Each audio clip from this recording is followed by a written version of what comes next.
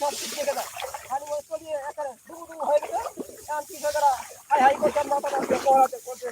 high high আমরা করলাম কি আমাদের দাম তো বাদ দিতে পারলাম না স্ত্রীতে হাঁটতে দিয়ে মরে গেছে কত একর জমি হবো কত একর জমি এরকম তলাইছে 100 ভাগই জমি চলে গেছে আর কৃষকেরা হাঁটলে পানি ওদের অজ্ঞানে মরে গেছে মরে গেছে ধান নাই পড়ে গেছে না দাঁড়ায় পড়ে গেছে এই দেখে মানে এত